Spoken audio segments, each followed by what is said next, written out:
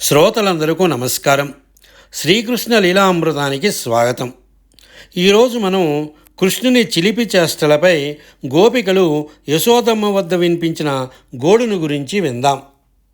ఆ నల్లనయ్య నవనీత చోరుడు నందగోకులంలో అడుగుపెట్టినప్పటి నుండి ఆ ఊరే ఒక నందన వనమైంది.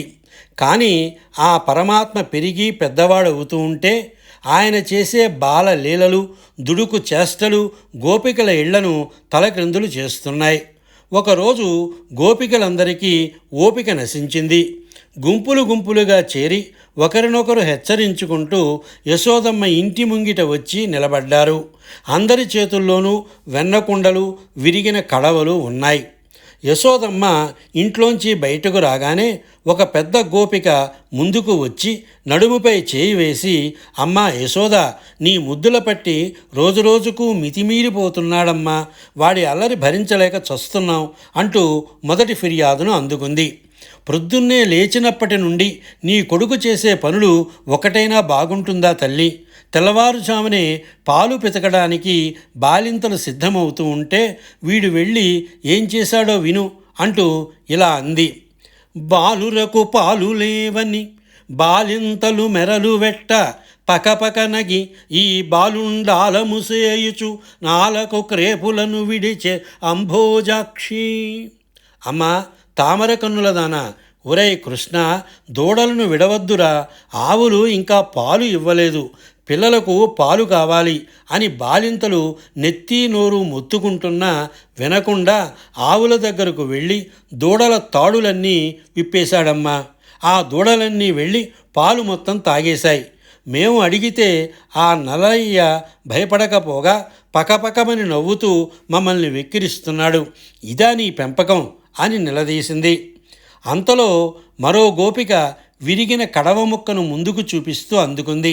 అమ్మా యశోదమ్మ, దూడలు పాలు తాగితే పోని, మేము ఎంతో కష్టపడి కాగబెట్టుకున్న పాలనైనా ఉంచుతున్నాడా? అసలు ఏం జరిగిందో విను.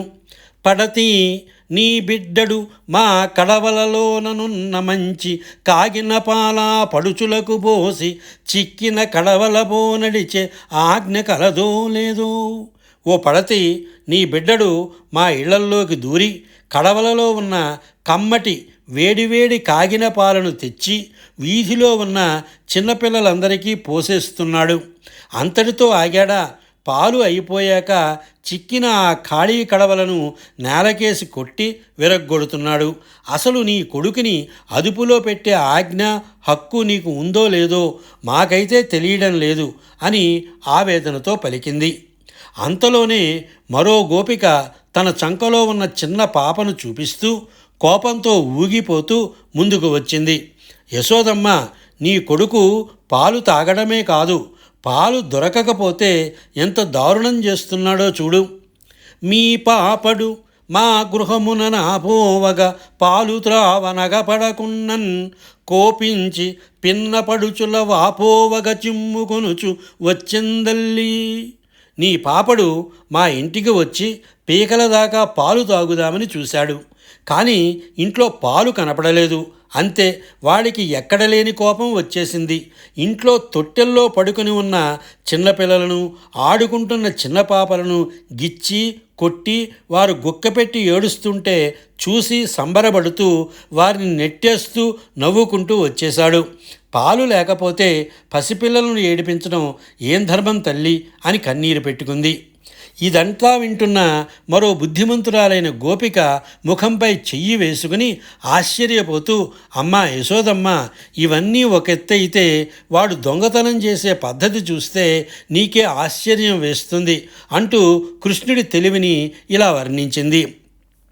పుట్టి పుట్టడు నేడు దొంగిలబోయి మాయిలు సొచ్చి తానుట్టి ఎందక రోలు బీటలు నొక్క ప్రోవిడి ఎక్కి చేవెట్ట జాలక కొండ క్రిందొక పెద్ద తూటునరించి మీ పట్టిమాయ్ మీగడ పాలు చెరలబట్టి త్రావెతలోదరి. ఓ నడుము చిన్నదానా, యశోదమ్మ, నిన్నగాక మొన్న పుట్టిన నీ కొడుకు ఈరోజు మా ఇళ్లలోకి దొంగతనానికి వచ్చాడు.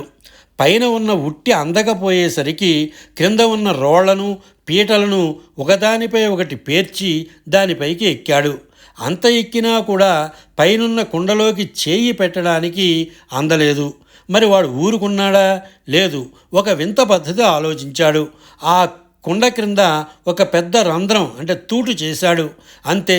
పైనుంచి కారుతున్న కమ్మటి మీగడ పాలను తన 2 దోసిళ్లతో జురుజురున తాగేశాడు. ఇంత చిన్న వయసులోనే ఇన్ని దొంగ తెలివితేటలా అని నోరెళ్లబెట్టింది. ఇలా ఒక్కొక్కరు చెప్తుంటే గోపికల్లో ఆవేశం పెరిగింది. యశోదమ్మ, నందరాజు భార్యవని నీకు గర్వమా అన్నట్లుగా వ్యంగ్యంగా మాట్లాడటం మొదలుపెట్టారు. కడులచ్చి గలిగనేనియు గుడుతురు కట్టుదురుగాక కొడుకుల నగుచున్ పడుగుల వాడలపై బడవిడుతురే రాకాంతలెందు విమలేందుముఖి. ఓ చంద్రముఖి, నీకు కడులచ్చి అంటే అమితమైన ఐశ్వర్యం ఉంటే ఉండవచ్చు. ఆ సంపదతో బాగా తినండి, మంచి బట్టలు కట్టుకోండి. అంతేకాని అంత పెద్ద మహారాజులు రాచకాంతలు తమ కొడుకుల్ని ఇలా మా బోటి పేదవాళ్ల బడుగుల వాడల మీదకు దోపిడీకి వదులుతారా? లోకంలో ఎక్కడైనా ఇలాంటి వింత ఉందా అని గద్దించారు. అంతటితో ఆగక వారందరూ కలిసి చిట్టచివరిగా ఒక పెద్ద హెచ్చరిక చేశారు. ఓయమ్మ, నీ కుమారుడు మా ఇండ్లను పాలు పెరుగు మన నీడమ్మా, పోయదమెక్కడికైనను మా ఎన్నల సురభులాన మంజులవాణి. ఓ మంజులవాణి, స్పష్టంగా చెబుతున్నాం విను. నీ కుమారుడి దెబ్బకు మా ఇళ్లల్లో చుక్క పాలు కానీ కాస్త పెరుగు కానీ మిగిలేలా లేదు. ఇదే కనుక కొనసాగితే మేము ఈ నందగోకులాన్ని వదిలిపెట్టి ఎక్కడికైనా దూరంగా వలసపోతాం. ఇదిగో మా అన్నల తోడు, మా ప్రాణ సమానమైన ఆవుల తోడు, ఇది మాత్రం ఖాయం అని భీష్మించు కూర్చున్నారు. గోపికల మాటలన్నీ విన్న యశోదమ్మకు ఏం చెయ్యాలో పాలు పోలేదు. ఒకవైపు గోపికల ఆగ్రహం, మరోవైపు ప్రక్కనే ఏమీ తెలియనట్లు వేలిని నోట్లో వేసుకుని భయపడుతున్నట్లు నటిస్తూ అమాయకంగా చూస్తున్న తన ముద్దుల కృష్ణుడు ఆ చూపులు చూడగానే యశోదమ్మ మాతృహృదయం కరిగిపోయింది. ఇంత చిన్నపిల్లవాడు ఇన్ని పనులు చేస్తాడా అనుకుంటూనే గోపికల కోపాన్ని చల్లార్చడానికి ఎంతో వినయంగా చేతులు జోడించి ఇలా బ్రతిమాలింది. అన్యమిరుగడు తన ఎంత నాడుచుండు మంచివాడిత డెగ్గులు మానరమ్మ రామలార త్రిలోకాభిరామలార తల్లులార గుణవతీమ తల్లులారా. ఓ పుణ్యస్త్రీలారా, 3 లోకాలను రంజింపజేసే ఉత్తమ గుణములు గల తల్లులారా, నా కొడుకు చాలా మంచివాడమ్మా. వాడికి పరాయి మనసు తెలియదు. తనలో తాను ఏవో ఆటలు ఆడుకుంటూ ఉంటాడు. వాడు చిన్నపిల్లాడు కదా, దయచేసి వాడిపై ఇలాంటి కోపాలు నిందలు వేయకండి. మీరంతా ఉత్తమురాళ్ళు, వాడి తప్పుల్ని క్షమించి వదిలేయండి అని ప్రార్థించింది. యశోదమ్మ మాటల్లోని ఆర్ద్రతకు, ఆ పక్కనే ఉన్న కృష్ణుడి మోహన రూపానికి గోపికల కోపమంతా ఒక క్షణంలో మంచులా కరిగిపోయింది.